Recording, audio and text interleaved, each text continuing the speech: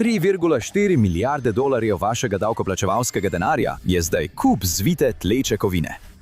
Kovine. Jeff Bezos in Blue Origin naj bi bila varna alternativa Elonu Musku. Zdaj sta postala ena sama točka odpovedi za program Artemis. Bezosove ambicije so zdaj dejansko ustavile vrnitev NASA na Luno vsaj do leta 2028. Eksplozija ni bila pravi problem. 11. aprila 2026 je ves svet spremljal, kako je posadka Artemis 2 opravila prelet Lune in se varno vrnila na Zemljo. Javnost je z napetim pričakovanjem čakala, ko so vsi štirje člani posadke varno izstopili iz vesoljske ladje. Ameriški vesoljski program se je vrnil in zdaj so ljudje spet gledali proti zvezdam. Luna je zdaj postala dosegljiv cilj. Le 2 meseca kasneje pa je ta cilj izginil v dimu. Dobesedno. Artemis 3 je nekoč veljala za naslednji velik skok za program. Zdaj je bil ta cilj preoblikovan v preizkus sistemov za človeški pristajalni sistem, skupaj s preizkusnimi leti za SpaceX in Blue Origin. Poudarek bo na dokazovanju tehnologije za srečanje in priklop, da bodo astronavti varni, ter na terenskem preizkušanju novega vesoljskega skafandra, zasnovanega za Lunino površje. To zelo spominja na Apollo 9 iz 60-ih let, eno zadnjih vajnih misij pred pristankom na Luni. A za razliko od Apollo 9 še vedno ni jasnega časovnega načrta za naslednje korake. In za vse to je zaslužen en sam človek. Družba Blue Origin Jeffa Bezosa je bila ena prvih pionirjev zasebnih vesoljskih poletov, ustanovljena leta 2000, ko je prevlada NASA začela bledeti. Bezos je videl priložnost in podjetje usmeril v naslednjo dobo vesoljskih potovanj, čeprav je bilo v prvih 5 letih zelo malo dejavnosti. Toda leta 2006 je iz svojega izstrelišča v Teksasu izstrelilo prvo testno vozilo, ki je doseglo višino približno 87 metrov. Blue Origin je postal najbolj znan po vesoljskem turizmu, saj je ponujal suborbitalne polete slavnim osebam in poslovnežem za visoke cene vozovnic. Nasprotniki so se šalili, da to ni bil polet v vesolje, ampak poveličan stork za prosti pad v zabaviščnem parku. A za posmehom je podjetje razvijalo resno opremo, podprto s praktično neomejenimi sredstvi samega Bezosa. Kmalu je vlada podelila pogodbo v vrednosti 3,4 milijarde dolarjev za lunarni pristajalnik Artemis 5. Ta ladja bo prva misija s posadko, ki bo pristala na Luni po 70 letih prejšnjega stoletja. To je bila impresivna pogodba za novinca. Toda ali bi se izkazalo? Blue Origin do takrat, ko je prejelo državno pogodbo, ni imel niti ene uspešne orbitalne misije. Toda januarja 2025 je podjetje izvedlo svojo prvo uspešno izstrelitev. Druga misija je sledila novembra istega leta, tokrat z brezpilotnim tovorom NASA. Videti je bilo, da se stvari premikajo v pravo smer in NASA je bila pripravljena še bolj investirati v podjetje. Bezosa so videli kot zanesljivo in stabilno izbiro, vendar se je morda NASA s tem postavila v kot. Agencija je veliko investirala v Blue Origin in njegov prototip New Glenn. Če naleti na oviro, jo tudi NASA. Maja 2026 so vsi z grozo opazovali, kako je raketa New Glenn eksplodirala na izstrelišču, namenjenem tej raketi na Cape Canaveralu. Ni uničila le vozila, temveč tudi resno poškodovala edino delujoče izstrelišče Blue Origin za tovrstno raketo. Rakete ni bilo več, z njo pa tudi časovnice. Tragičen spodrsljaj ali nekaj več. Kajti to ni bila naključna nesreča. Ta katastrofa se je pripravljala že nekaj časa. Za Blue Origin je tako kot za vsa vesoljska podjetja značilna velika skrivnostnost. Če pride v novice in ni načrtovanih strelitev, so to verjetno slabe novice. Poleg tega je kot zasebno podjetje manj transparentnosti, kot je bilo v zlatih časih NASA. Kolikor je večina ljudi vedela, je razvoj raket napredoval v začetku leta 2026, potem ko je bil Artemis 2 uspešen. Prvi znak težav je prišel aprila 2026. Nekaj nenavadnega se je pojavilo v 2 objektih CAT podjetja Blue Origin na otoku Merritt. Posnetki z dronom so razkrili resne poškodbe strehe na vertikalni testni stavbi, ki se uporablja za raketne sisteme in čiščenje rezervoarjev. Posnetek je hitro postal viralen, kmalu zatem pa je vlada posredovala in začasno ustavila delovanje. To ni bilo označeno kot večji zastoj, vendar so se ljudje začeli spraševati, kaj se še dogaja. Odgovor so dobili kmalu zatem. V ognjenem izbruhu. Aprila 2026 je FAA začela preiskavo zaradi neuspeha podjetja pri doseganju zastavljenih ciljev. Nedavni testni izstrelitvi ni uspelo doseči predvidene orbite po trku z drugo stopnjo. To je sprožilo resno vprašanje o tem, ali je raketa New Glenn res pripravljena na nalogo. Nenadoma je Bezosov ponosni projekt bilo pod velikim pritiskom, da dokaže, da lahko izpelje še eno nalogo z visokimi vložki. So hiteli? Kakorkoli, kmalu je sledila katastrofa. 28. maja je raketa New Glenn testirala svoj tretji ojačevalnik prve stopnje. Test statičnega vžiga je bil eden izmed mnogih testov zanesljivosti izstrelitve, namenjenih temu, da raketo izpostavijo ekstremnim pritiskom, ki jih bo doživela ob izstrelitvi. Ta test je razkril uničujočo ranljivost. Ojačevalnik je eksplodiral in povzročil, kot so dejali, najmočnejšo eksplozijo rakete, potem ko je leta 1969 eksplodirala sovjetska raketa N-1. To ni uničilo le ojačevalnika, temveč je popolnoma uničilo raketo, uničilo prvo stopnjo in povzročilo verižno reakcijo, ki je uničila drugo stopnjo. S seboj je vzelo tudi platformo. Eksplozija je bila tako močna, da je raztrgala izstrelitveni kompleks 36, namensko izstrelišče Blue Origin za New Glenn. Zaradi hitrega ukrepanja nihče na tleh ni bil poškodovan ali ubit, vendar je bil to velik udarec za raketo. Morda celo za vesoljski program kot celoto.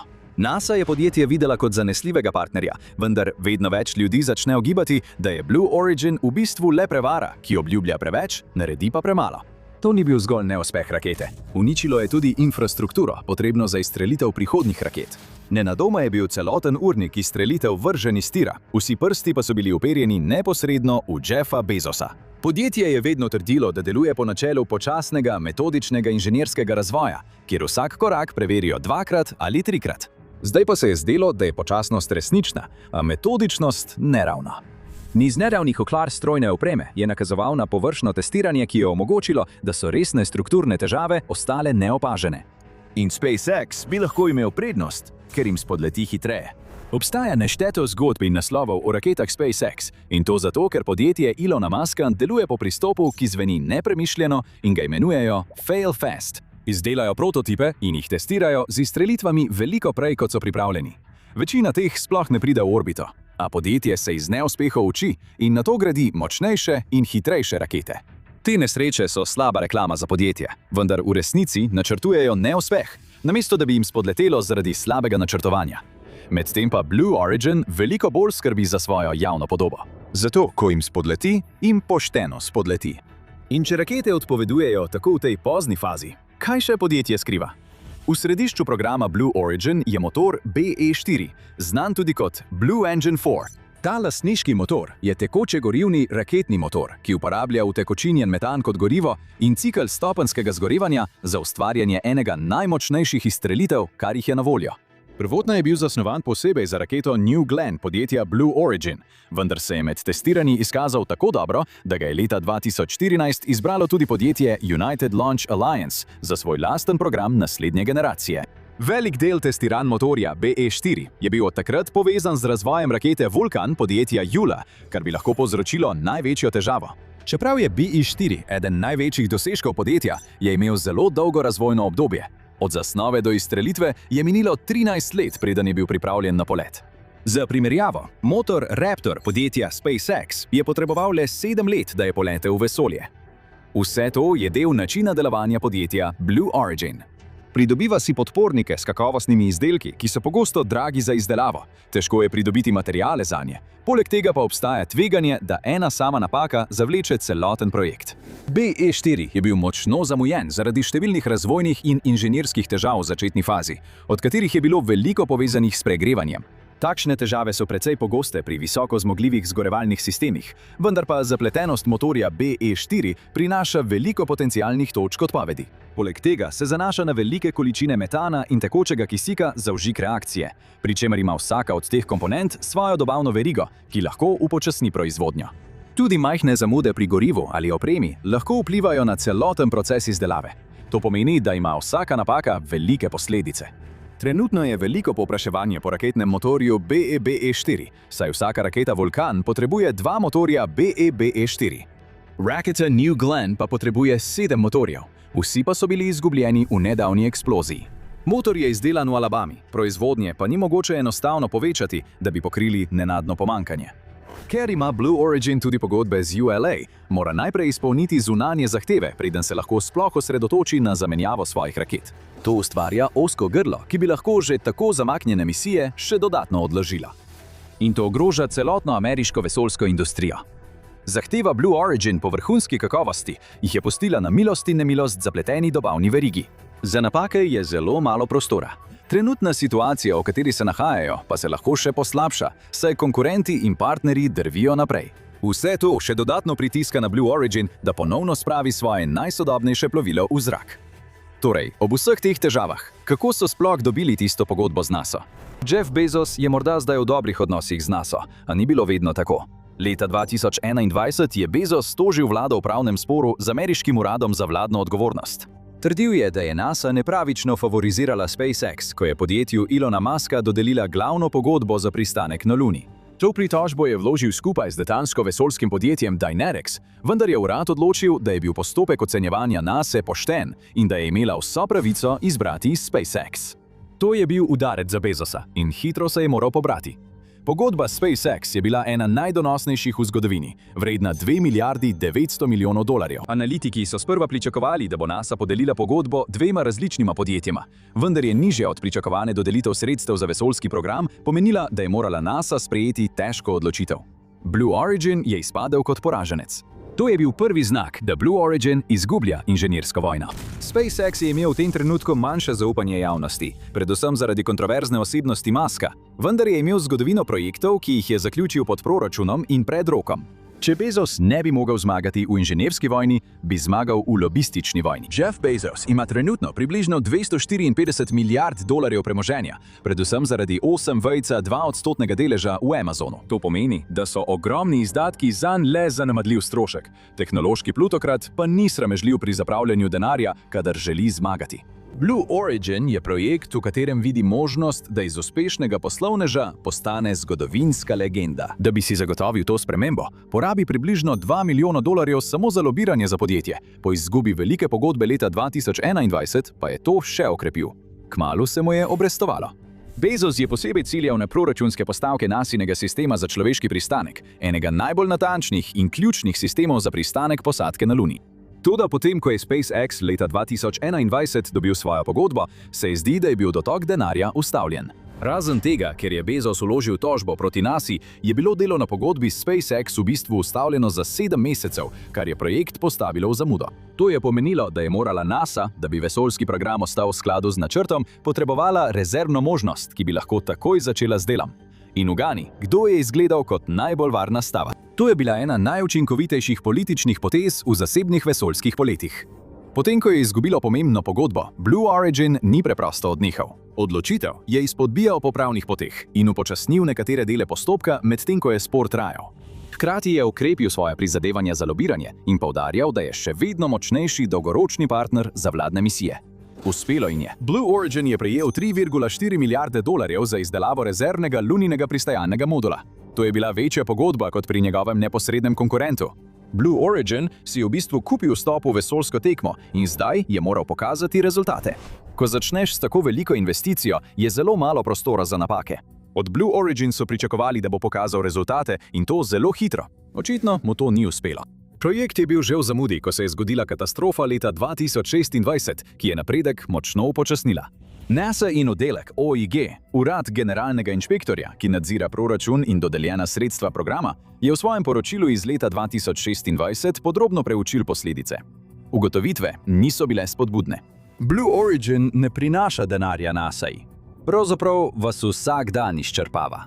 Vsak mesec zamude v programu Artemis davkoplačevalce stane približno 100 milijonov dolarjev, samo za vzdrževanje in pripravljenost sistema za vesoljske izstrelitve in opreme Orion. Ni le ena raketa, temveč tesno povezan sistem usposabljanja, testiranja in infrastrukture, ki mora biti ves čas usklajen. Če se en del ustavi, celoten sistem še naprej deluje v ozadju in ves čas porablja denar.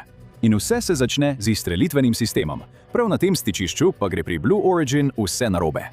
Se lahko poberejo, ali bo Elon Musk zmagal v vesoljski tekmi.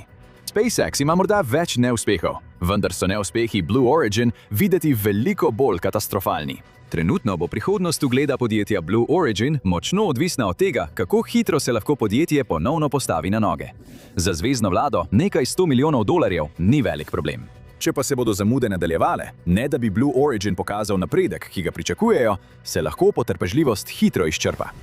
Kako je torej šlo vse tako narobe? Kako je lahko podjetje z neomejenimi sredstvi, ogromno delovno silo in zgodovino inovacij zašlo s poti? Amazon je postal velesila, kakršna je danes, tako da je ponudil boljšo rešitev. Bezos si je ogledal svet razdrobljene maloprodaje, kjer so se vsi borili za svoj kos pogače, in spoznal, da ima potencial, da postane kralj maloprodaje na vseh področjih. Najprej se je usmeril na knjigarne, nato pa je prešel na veleblagovnice, dokler ni zgradil spletnega dostavnega omrežja, ki je bilo tako močno, da so morali vsi poslovati prek njega. Zdaj je vse to združeno z medijskim omrežjem in naročniško storitvijo, ki je tako mogočna, da ji ni niti približno enake konkurence. Prav takšna počasna, metodična prevlada naredi Amazon tako uspešen. Ampak ali se to prenese tudi na vesoljsko industrijo? Zdi se, da ne. Ironično pa se zdi, da v tej tekmi na Luno Jeff Bezos pristopa k stvarem na staromoden način. Medtem ko SpaceX z veseljem razstreljuje rakete in se uči iz razbitin, se Blue Origin zgleduje po mogočnih vesoljskih podjetjih iz 70-ih let, ki so NASA zagotavljala rakete. Osredotočali so se na prodajo boljše rakete in izrinjanje konkurentov s pridobivanjem donosnih pogodb ter novačenjem najboljših inženirjev. Toda takšno prevlado je težko doseči in jo je lahko izgubiti. V zadnjih nekaj letih je Blue Origin doživel stalen odhod svojih najboljših inženirjev. To je vključevalo val odhodov takoj potem, ko so izgubili pogodbo za lunarni pristajalnik, ki jo je dobil SpaceX. Še bolj zaskrbljujoče pa je, da se je podjetje odločilo odpustiti do 1000 delavcev, približno 10% svoje delovne sile, po prvem izstrelitvi rakete New Glenn. Podjetje je to predstavilo kot običajno prestrukturiranje, saj so se oddaljevali od začetnega načrtovanja in testiranja. Toda to je bil zaskrbljujoč znak, ki se je izkazal za preuranjenega. Nedavni dogodki kažejo, da je končni izdelek daleč od brezhibnega. In za tiste, ki lahko o tem govorijo, slika ni lepa. Podjetje je prejelo negativne ocene na platformah za ocenjevanje, kot sta Glassdoor in Indeed. Delovno okolje so opisali kot intenzivno, zelo konkurenčno in z agresivnimi ocenami uspešnosti. To je privedlo do tega, da so korporativno kulturo podjetja primerjali z Amazonovim skladiščem, kjer prevladujejo strogi kvotni sistemi. In to je morda sprejemljivo za pridnega skladiščnega delavca, ki potrebuje službo, veliko manj pa za visoko usposobljenega in iskanega inženirja na enem izmed najbolj konkurenčnih področji na svetu. Obstajajo stvari, iz katerih se preprosto ne moreš odkupiti. Jeff Bezos je Blue Origin pripeljal v samo središče vesoljske tekme, vendar je to večinoma storil z uporabo taktik, s katerimi je zgradil Amazon. To je delovalo v prvi fazi procesa. Toda ali ga lahko to pripelje tudi do cilja? Kultura velikih tehnoloških podjetij ceni tekmovalnost, vendar vključuje tudi pravdarsko in z dokumenti obremenjeno birokracijo, ki pogosto uspeva tako, da upočasni konkurenco, namesto da bi napredovala hitreje od nje. Če podjetje ne more izboljšati svojega ugleda kot delodajalca, se lahko sooči z oviro, ki je ne more rešiti z denarjem. Odhod talentov. Podjetje počasi razpada od znotraj. Kaj pa to pomeni za vesoljsko tekmo kot celoto? Jeff Bezos je imel na papirju popoln načrt. Zgradil je eno najbolj neosmiljeno učinkovitih tehnoloških podjetij v zgodovini. Vedel je, kako graditi stvari, in bil je zanesljiva roka, za razliko od vse bolj nepredvidljivega Elona Muska. Ni bilo lahko priti do tja, vendar je uspel prepričati vlado, da je močno investirala v njegovo vesoljsko zagonsko podjetje. Razvil je monopol na nekaterih ključnih področjih, brez katerih naslednja velika izstrelitev ne bi mogla steči. Nič ni bolj dobičkonosnega kot enotočkovni dostavni sistem in nič ni bolj uničujočega, kot kadar ta odpove. Ker ni več v tekmi samo z Elonom Muskom. Prav v času, ko se ameriški vesoljski program pripravlja na vrnitev na Luno, Kitajska še nikoli prej tako intenzivno ne pospešuje svojega državnega vesoljskega programa, pri čemer ima pogled usmerjen na Luno in Mars. Najboljša ocena trenutno je, da je trenutna katastrofa podjetja Blue Origin zamaknila misijo s posadko za vsaj 1 leto. Izstrelitev leta 2028 je verjetna v najboljšem primeru. Kitajski vesoljski program je strogo varovan, zato je nemogoče natančno vedeti, kako blizu so. Če pa bodo prvi izstrelili s uspešno misijo, bi Blue Origin lahko izgubil več kot le veliko denarja. ZDA bi lahko stal zmage v naslednji vesoljski tekmi. Amerika se loteva tega novega boja z ogroženo in močno zamujajočo raketno infrastrukturo. Vse to pa je posledica odločenosti enega človeka, da prevlada v vesoljskih poletih, tako kot je prevladal v maloprodaji. In kot niz padajočih domin bi lahko prizadevanja Jeffa Bezosa pripeljana do tega, da ZDA izgubijo svojo prevlado v vesolju. Ko se vesoljska tekma zaostruje, se pozornost usmerja onkraj Lune, pri tem pa vodi en človek. Toda ali Elon Musk to počne za vse človeštvo? To izveste v videu. Ali SpaceX ustvarja svet le za najbogatejše? Ali pa si oglejte ta video.